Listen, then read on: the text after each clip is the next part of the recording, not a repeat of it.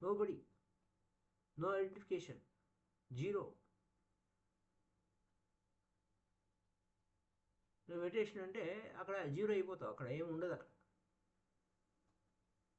ఎవరు నేను ఎవరు కాకుండా పోవటం ఏంటి, నేను ఏదో అవ్వాలి అనుకునేవాడు మెడిటేషన్కి రాడు. ప్రతి ఒక్కడు తన ఆశయాలు ఉంటాయి. No ambitions. What is your life ambition? నీ జీవిత ఆశయం ఏమిటి అన్న ప్రశ్నలు ఉత్పన్నమవుతూ ఉంటాయి. ప్రతి ఒక్కడు ఆ మెట్లు ఎక్కాలి, ఆ నిచ్చెన ఎక్కాలి. ఆ నిచ్చెన ఎక్కడానికి తన జీవితాన్ని పణంగా పెడతాడు. ఈ విధంగా నడుస్తుంది. దీన్ని అనుసరించి ఒక స్టోరీ అన్నమాట. అనేక కోణాల్లో అనేక విధాలుగా ఓషో గారు చెప్పినప్పటికీ మళ్ళీ మరొక రూపంలో సరికొత్తగా చెప్తారు. ఇప్పుడు చెప్పినా సరికొత్తగా చెప్తారు. అలెగ్జాండర్ భారతదేశానికి వస్తున్నాడు. అతని మనసులో ఇదొక కోరిక, పిచ్చి కోరిక. ఏమిటయి? ఈ ప్రపంచానికి విజేత కావాలి, ప్రపంచాన్ని నేను జయించాలి. ఎవడికో పిచ్చి కోరిక ఉంటుంది, ఏదో కోరిక. అదొక తొనక ఉండొచ్చు.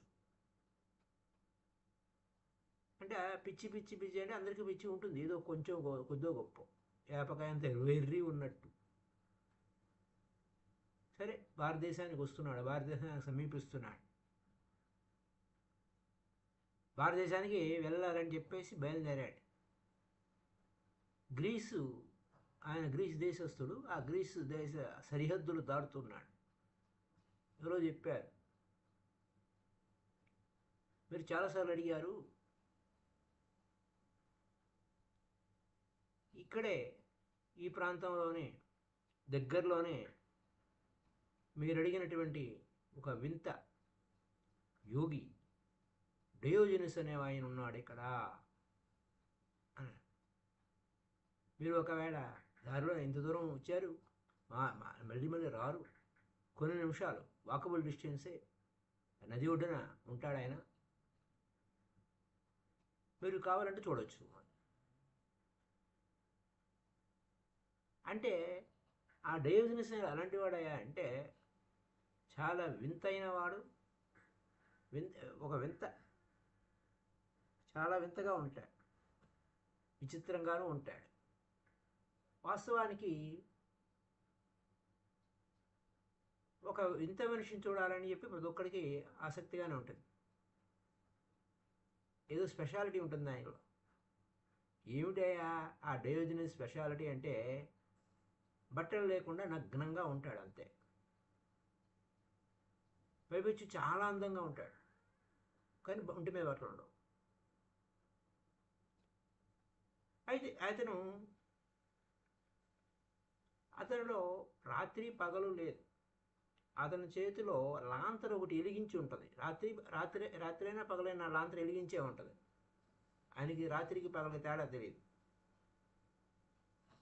సూర్యుడు ఫుల్లుగా మట్టి మధ్యాహ్నం వచ్చినా కానీ ఆ లాంతర్ వెలుగుతూనే ఉంటుంది. ఆ చేతిలో లాంతర్. ఆ వీధుల్లో నడుస్తూ ఉంటాడు ఆ ల్యాంప్ పట్టుకుని. అతను చూసి నవ్వుకుంటూ ఉంటాడు జనాలు. ఏమయ్యా పిచ్చోళ్ళలాగా అన్నావు, ఆయిల్ వేస్ట్ అయిపోతుంది,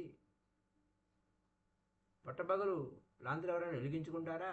చీకట్లో అంటే లాంతరు పట్టుకొని నడుస్తారు అని నవ్వుతూ ఉండేవాడు.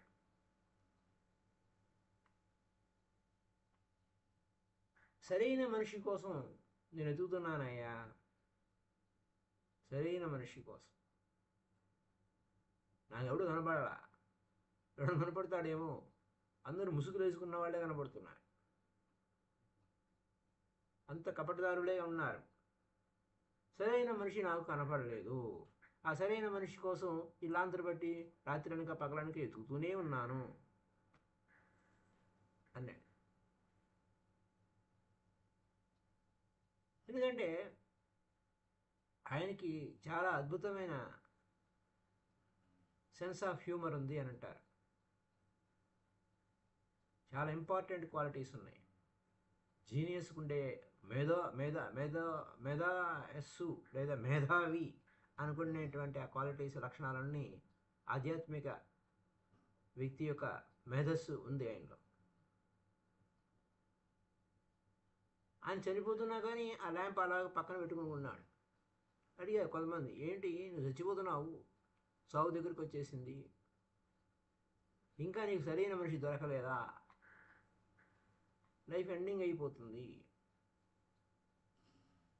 నువ్వు మరి చనిపోయే ముందు విజయం సాధిస్తావా లేదా అని అడిగారు. మరణపు అంచుల దాకా ఉన్నాడు. కళ్ళు తెరిచాడు. లేదయ్యా నాకు ఎవడు దొరికి చావలేదు అన్నాడు. కాకపోతే విచిత్రం ఏంటంటే నా ల్యాంప్ ఎవరు ఎత్తుకుపోలేదు, దొంగతనం చేయలేదు, దానికి నేను సంతోషంగా ఉన్నాను. దాని చుట్టూతో దొంగలే ఉన్నారు, నేరస్తులే ఉన్నారు, అన్ని రకాల బందిపోటు దొంగలు కూడా ఉన్నారు. నేనేమి నా దగ్గర ఏం లేదు దోసుకోవడానికి, నేను నగ్నంగా ఉన్నాను. కాకపోతే నాకు ఆశ ఉంది, ఈ జీవితం అంతా దీన్ని పట్టుకుని తిరుగుతున్నాను, ఇదొక్కటే నా ఆస్తి, ఏమిటి ఈ లాంతర్ ఒకటే నా ఆస్తి, ఎవరు ఇప్పటికీ దొంగిలించలేదు అని. ఎవడన్నా వచ్చి దీన్ని ఎత్తిపోతాడేమో చూద్దామని చూస్తున్నా నేను. చూస్తాడులే ఎవడొకడు, నేను చావబోయే ముందు ఈ యొక్క లాంతర్ పట్టుకోవడానికి, లాంతర్ ఎత్తుకోవడానికి ఎవడన్నా రావచ్చు అని. ఇది చాలా మర్మమైన వ్యవహారం. లాంతర్ ఎందుకు? చీకటిలో వెలుగు వైపు ప్రయాణం, వెలుతురు కనపడాలి. మనం చిరు దీపమైనా కావాలి మనకు. కొండ అంటే గోరంత దీపం, కొండంత ఆశ అన్నట్టు ఆ యొక్క దీపం ఉండాలి మనకు. దీపం లేకుంటే చీకట్లో ఎలా పోతాం? ఇదొక స్టోరీ. ఇలాంటి స్టోరీస్ విన్నాడు ఎవరు? ఇలాంటి సో మెనీ స్టోరీస్ అలెగ్జాండర్ చక్రవర్తి విన్నాడు ఆ నోట. ఈ డయోజనస్ అనే యోగి భలే స్టోరీస్ ఉన్నాయి ఆయన గురించి, బాగా విన్నాను నేను ఆయన్ని కలవాలనుకుంటున్నాను అన్నాడు. ఆయన ఆ ప్రయాణం అంతా తెల్లవారు పోతుంది, ఉషోదయం కాబోతుంది, సూర్యుడు అలా క్రమక్రమంగా వస్తున్నాడు, పైకి వస్తున్నాడు. డయోజనస్ ఎక్కడున్నాడు? ఆ నది ఒడ్డు మీద ఇసుకలో పడుకున్నాడు. సన్ బాత్, సూర్యకిరణాలు అతని మీద పడుతున్నాయి. ఏంటి బట్టలు లేకుండా ఏంటి ఇట్లా నగ్నంగా పడుకున్నాడే? ఎంబ్రేజింగ్గా ఉంది. ఈయన మహాచక్రవర్తి, అలెగ్జాండర్ మహాచక్రవర్తి, అలెగ్జాండర్ ద గ్రేట్. సరే వెళ్ళాడు ఆయన. బహుశా నేను ఎవరినో తెలియదు అనుకుంటాను, లేకపోతే బట్టలన్నీ వేసుకొని స్వాగతం పలికేవాడేమో అనుకున్నాడు. నేనెవరో నీకు తెలియదు, నేనెవరో నిన్ను కలవడానికి వచ్చిన వాడెవరో నీకు తెలుసా అన్నాడు. డయోజనస్ పక్కన నవ్వాడు. అయితే లాంతర్ ఒకటే కాకుండా ఆయన పక్కన పడుకున్నప్పుడు కుక్క కూడా ఒకటి పడుకుంటుంది. అది ఒకటి తోడు. అడిగాడు, ఆ కుక్కను అడిగాడు. ఆ కుక్క స్నేహితుడు అనమాట ఆ డయోజనస్కి.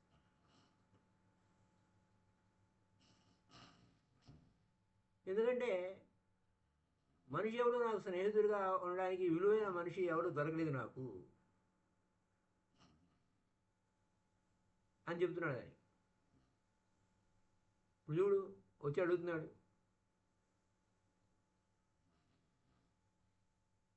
తనెవరు అంటే నేనెవరో తెలుసా నీకు అని అడుగుతున్నాడు. వాడి గురించి వాడు తెలుసా అని అంటున్నాడు. ఇలాంటి మూర్ఖ శిఖామణులతో ఏం చెప్పాలి, ఏం మాట్లాడాలి, చెప్పు నువ్వు చెప్పు అని కుక్కతో అంటున్నాడు ఆ డయోజనస్. అలెగ్జాండర్ చక్రవర్తి షాక్ అయ్యాడు. అవును, ఇది ఫ్యాక్టే. అయినా కానీ అలెగ్జాండర్ ట్రై చేశాడు. ఏదో విధంగా మాటలు కలపాలని. అవమానం పక్కకు పెట్టాడు. నేను అలెగ్జాండర్ ద గ్రేట్ అన్నాడు. డయోజనీస్ మై గాడ్, విన్నావా అని కుక్కతో మాట్లాడుతున్నారు వాళ్ళు. ఒక దేవుడు విన్నావా? అలవాటు ఆయనకి. ఎవరైనా మాట్లాడుతున్నప్పుడు నువ్వు విన్నావా అని అంటాడు. ఈయన ఏమంటున్నాడు? ప్రపంచంలో కన్నా గొప్ప వ్యక్తి అనుకుంటున్నాడు. అంటే నేను అందరికంటే గొప్ప వ్యక్తి అని ఎవడు అనుకుంటాడు? తను అల్పుడు అనుకున్నవాడే గొప్ప వ్యక్తి అనుకుంటాడు. ఆ ఇన్ఫీరియారిటీ కాంప్లెక్స్, ఆత్మన్యూన్యతాభావం ఉన్నవాడే నటిస్తూ ఉంటాడు పైకి. నేనెంత గొప్పవాడినో తెలుసా నీకు అని అంటాడు. ఆడు ఎంత ఆత్మన్యూన్యతాభావంతో తను తాను తక్కువ అనే భావంతో ఉంటాడో అంత పైకి రక్షణ పెట్టుకుంటాడు. చాలా గొప్పవాడిని అని అనుకుంటాడు. ఏమిటయ్యా నువ్వు నా దగ్గరికి ఎందుకు వచ్చావు, విషయం ఏంటని అడిగాడు. ఈ పేదవాడిని, నేను ఎవరి వాడిని కాదు, నా వద్ద ఏమీ లేదు, ఇగో ఈ లాంతరు ఒకటే ఉంది, ఇదిగో నాకు తోడి కుక్క ఒకటి ఉంది, నేనా బట్టలు లేకుండా ఉన్నాను, నా దగ్గర నాతో నీకేం పని అని చివరికి అడిగాడు ఆయన అలెగ్జాండర్. అలెగ్జాండర్ ఏం చెప్పాడంటే, మీ గురించి చాలా కథలుగా విన్నాను. ఇప్పుడు నేను విన్న కథలన్నీ నిజమే అనిపిస్తున్నాయి. చాలా వింతగా ఉన్నారు మీరు, చాలా అందంగా ఉన్నారు. నేను ఈ ప్రపంచాన్ని జయించడానికి బయలుదేరాను. ఇక్కడ దగ్గరలో సమీపంలో మీరు ఉన్నారని చెప్పేసి కుతూహలం ఆపుకోలేక మిమ్మల్ని చూడటానికి వచ్చానండి. చూసావుగా, టైం ఎందుకు వేస్ట్ చేసుకుంటావు? జీవితమా చిన్నది, ప్రపంచం చాలా పెద్దది. నువ్వు ఈ ప్రపంచం ఎంత విశాలమైన ప్రపంచాన్ని జయించడానికి నీ జీవితం సరిపోదు. కాబట్టి ఎంతవరకు జయించగలుగుతావు అంతవరకు జయించు. అయితే తర్వాత ఏం చేస్తావని. జీవితమా చిన్నది, ఎంత ఉంటుందో తెలియదు. ప్రపంచమా విశాలమైన ప్రపంచం, నువ్వు జయించాలనుకుంటున్నావు. టైం ఎందుకు వేస్ట్ చేసుకోవడం, నువ్వు వెళ్ళొచ్చు. అయితే తర్వాత ఏం చేస్తావని. What next? ఏం చేస్తావు నెక్స్ట్? ఏమిటి? ఇంకా ఈ ప్రపంచాన్ని జయించేసావు, బాగానే ఉంది. నెక్స్ట్ ఏం చేస్తావు? ఇంకో ప్రపంచం లేదుగా. నువ్వు చూస్తే మూర్ఖశిఖామణిలాగా ఉన్నావు. అంత ట్రబుల్ ఎందుకు తీసుకోవడం? ఈ ప్రపంచాన్నంతా జయించాలనేటువంటి శ్రమ ఎందుకు తీసుకుంటున్నావు? నన్ను వింతైన వాడివి, విచిత్రమైన వాడివి నన్ను అంటున్నావు. నేను చూడు హాయిగా సన్బాత్ చేస్తున్నాను, నువ్వే వింతైన వాడివి, నువ్వే మూర్ఖశిఖామణివి. నువ్వు ఈ ప్రపంచాన్ని జయించడానికి వెళ్తున్నావు. దేనికోసం జయించుతావు? ఆ తర్వాత ఏం చేస్తావు? ఈ ప్రపంచాన్ని జయించే బాగానే ఉంది, తర్వాత ఏం చేస్తావు అని. నేను దాని గురించి ఆలోచించలేదండి. వాస్తవమే, మీరు మాట్లాడింది బాగా కరెక్ట్గానే కరెక్ట్ మీరు మాట్లాడింది. నేను తర్వాత ఏం చేయాలి అనేది ఆలోచించలేదు. బహుశా నేను ఈ ప్రపంచాన్నంతా జయించిన తర్వాత విశ్రాంతి తీసుకుంటున్నాను అన్నాడు.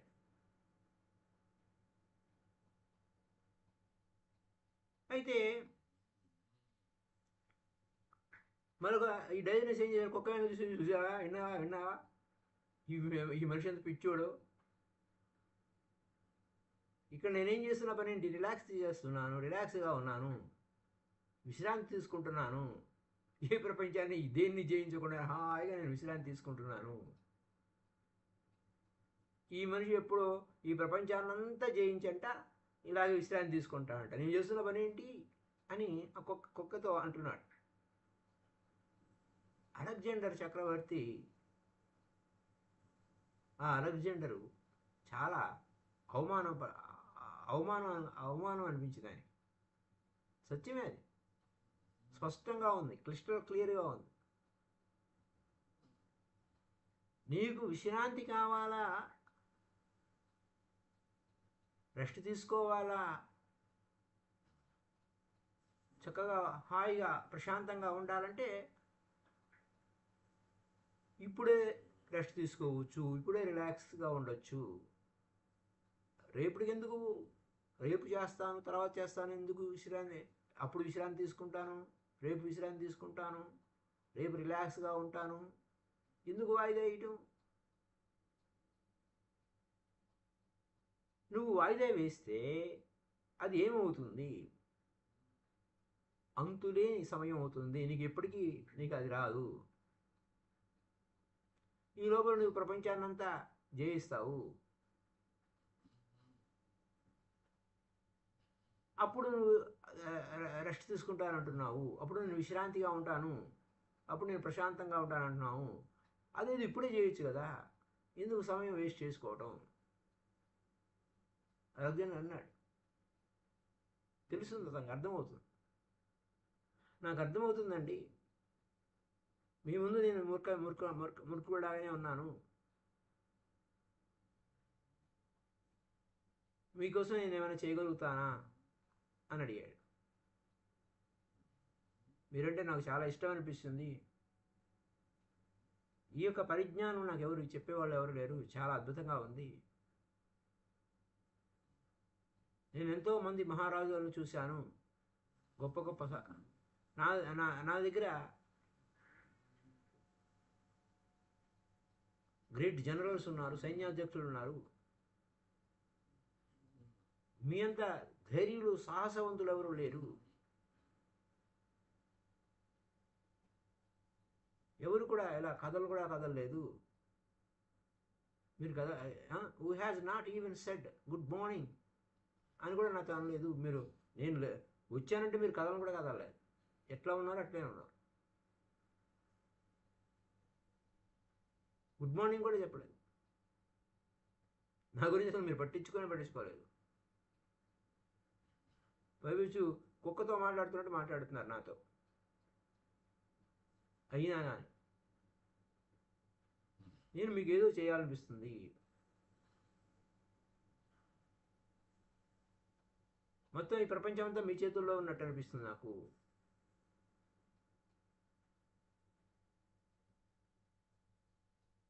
లేదా చెప్పండి, మీ చేతుల్లో పెట్టాలనిపిస్తుంది నాకు.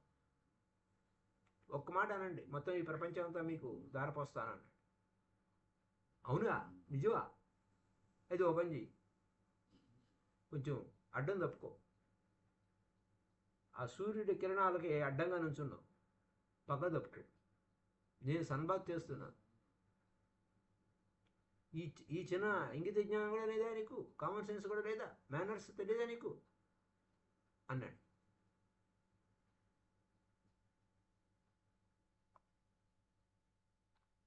ఈ మాటలు అలెగ్జాండర్ చక్రవర్తి చెవిలో మళ్ళీ వినపడుతూనే ఉన్నాయి. భారతదేశానికి వచ్చాడు, మళ్ళీ వెనక్కి తిరిగి వెళ్ళిపోతున్నాడు. అతను మాట్లాడిన మాటలే పదే పదే ఓవర్ అండ్ ఓవర్ అగైన్ అతని ఆలోచనలో కదులుతూ ఉన్నాయి. అతను ఒక్క ముక్క అడగలేదు, నాకు అది కావాలి ఇది కావాలి.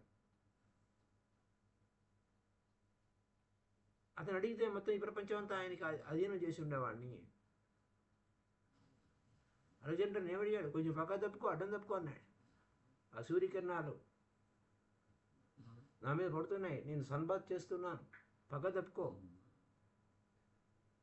ఆ కిరణాలు నా ఒంటి మీద పడాలన్నాడు.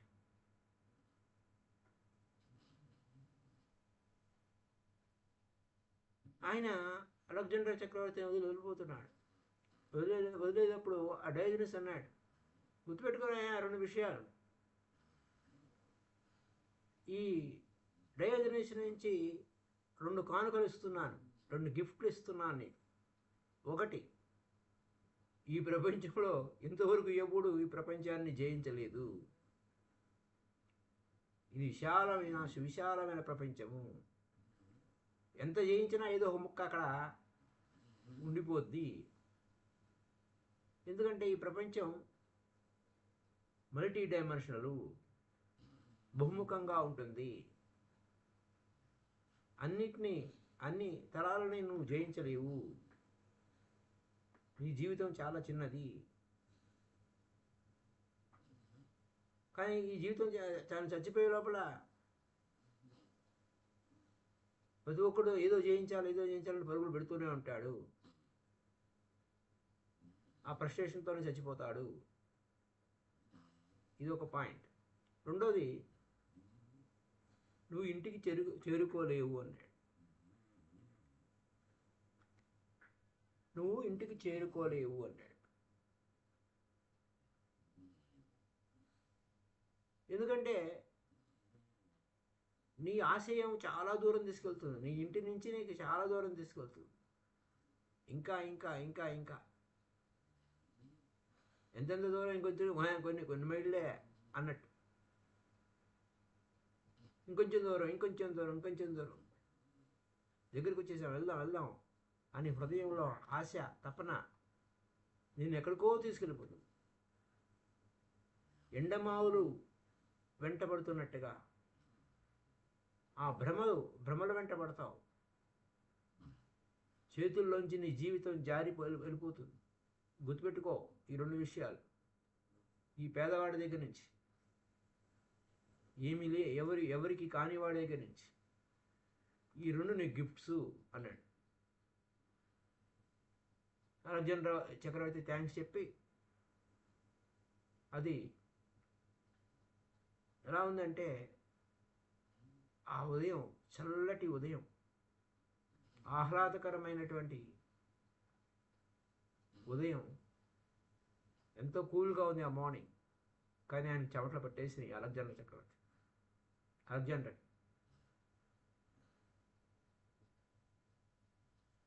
ఆ చల్లటి గాలులు వీస్తున్న సమయంలో కూడా చెమటలు పట్టించేంత హీట్ పుట్టించేశాడు ఆయన, ఆ గురువు. మన గాయాలు, దాచుకున్న గాయాల మీద దెబ్బ కొట్టాడు. చూడండి ఎలాంటి దెబ్బ. అలెగ్జాండర్ మొత్తం ప్రపంచాన్నంతా జయించలేకపోయాడు. ఆఖరికి భారతదేశానికి కూడా, భారతదేశం దగ్గరకు వచ్చేసాడు.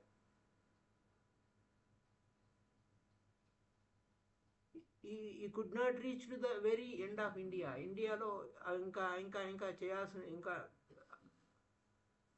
అధిగమించాల్సింది, లేకపోతే ఓడించాల్సినవి ఉన్నాయి. అవి చేరలేదు.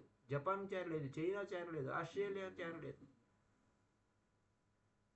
అప్పుడు అమెరికా పుట్టనే లేదు. అమెరికా కొలంబస్ గారు పెట్టిన తర్వాత ఏదో వచ్చింది అంతే. అప్పటికి 33 ఏళ్ళే. ఆశ ఇంకా కంటిన్యూగా అని స్ట్రగుల్ అవుతూ ఉన్నాడు. 33 ఏళ్ళు చాలా అలసిపోయాడు. ఎలాగంటే పేల్చిన తూటలాగా అయిపోయాడు. 33 సంవత్సరాలు, 33 సంవత్సరాల వయసులో ఉన్నాడు ఆ సమయానికి. కానీ అంతర ప్రపంచము చాలా వృద్ధాప్యంతో నిండిపోయింది. ఇంకా ఆ అంతర ప్రపంచంలో తను మరణించడానికి సంసిద్ధమైపోయాడు. కేవలం మరణమే మాత్రమే విశ్రాంతి ఇస్తుంది అనే స్థితికి చేరుకున్నాడు. ఒక పక్క ఆ డయోజనస్ యొక్క నీడ వెంటాడుతూ ఉంది. నువ్వు ఈ ప్రపంచాన్ని జయించలేవురా అని వెనక్కి తిరిగి చూశాడు. వెనక్కి తిరిగాడు. ఏథెన్స్ నగరానికి సమీపంలో వచ్చాడు. 24 గంటల్లో ఏథెన్స్ తన రాజధాని చేరుకోగలుగుతాడు. కొన్నిసార్లు చిన్న చిన్న సంఘటనలే సంకేతాలుగా ఉంటాయి. జస్ట్ 24 hours మోర్ తన రాజధాని చేరుకోవచ్చు, తన ఇంటికి చేరుకోవచ్చు.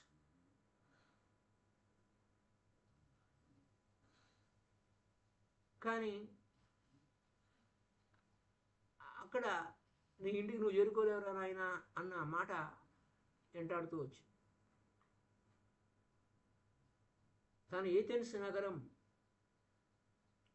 ఆ రాజధాని క్యాపిటల్ సిటీ ఆ గ్రీస్లో తన ఇంటికి చేరుకుంటే చాలు, అదే నా ఇల్లు అనుకున్నాడు. కానీ ఆ ఇల్లు, డయోజనస్ చెప్పిన ఇల్లు అది కాదు. బయట ఉన్నది ఇల్లు కాదు, అది హౌస్లే. హౌస్ అంటే 4 గోడలు కట్టే, 4 గోడలతో భౌతికమైన హౌస్. హోమ్ అంటే మన ఇన్నరు, ఇన్సైడ్. మనం బయట మనం కట్టుకున్న ఇళ్లలోకో లేకపోతే మనం కొనుక్కున్న ఇళ్లలోకో వెళ్తూ ఉంటాం. 24 గంటల్లో చచ్చిపోతున్నాడు.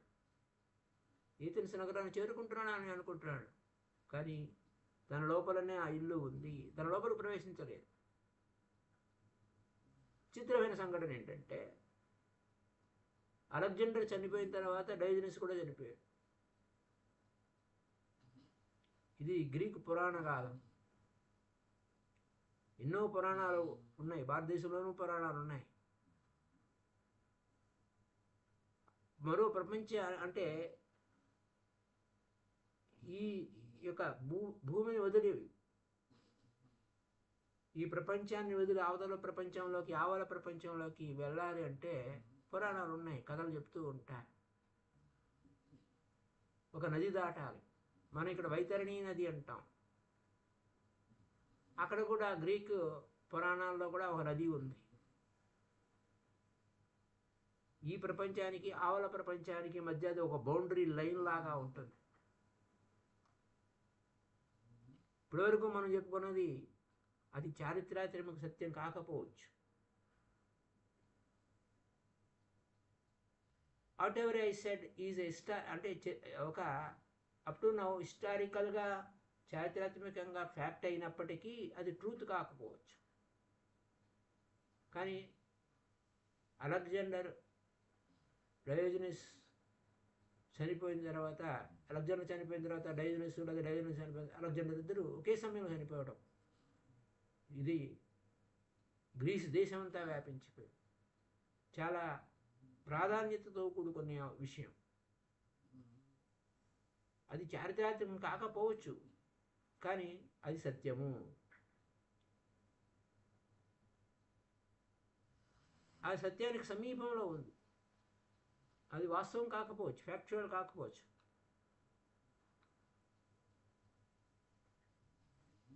ఇలా విచిత్రమైన వ్యవహారం.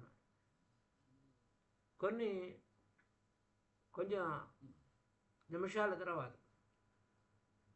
అలెగ్జాండర్ చనిపోయిన తర్వాత కొన్ని నిమిషాల తర్వాత ఈ డయోజనస్ కూడా చనిపోయాడు. ఈయన అలెగ్జాండరు ఏం చేస్తున్నాడో నడుస్తూ ఉన్నాడు. ముందు వెనకాల అడుగు చప్పుడు వినపడినాయి. ఏంటయ్యా నువ్వు నన్ను ఇక్కడ కూడా వదిలిపెట్టావా ఏంటి అన్నాడు. మొట్టమొదటి నన్ను ఇబ్బంది పెట్టావు, ఇప్పుడు ఈ సమయంలో కూడా నన్ను ఇబ్బంది పెడతావా?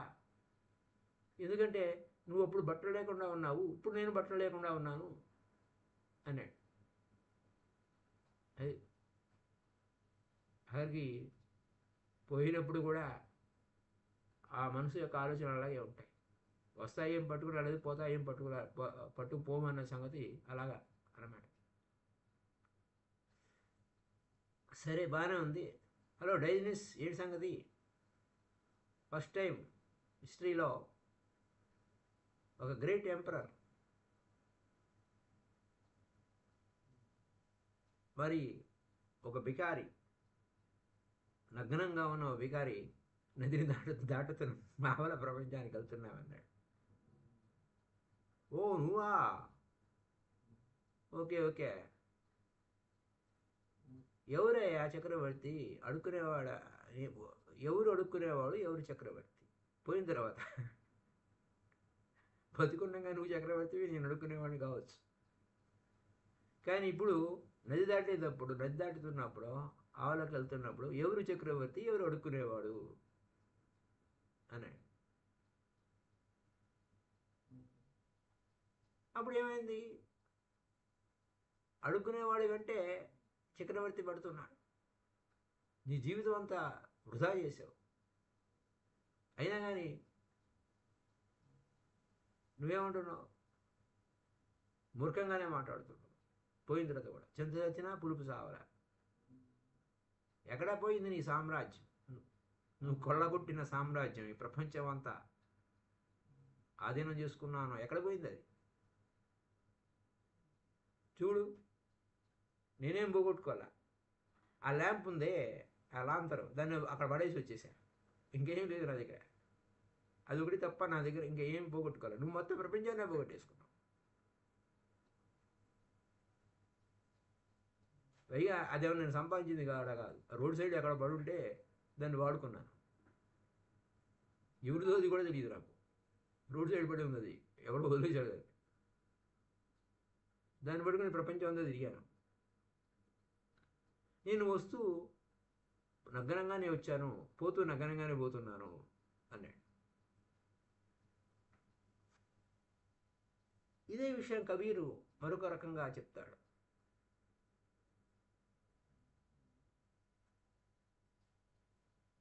ఏమన్నాడు?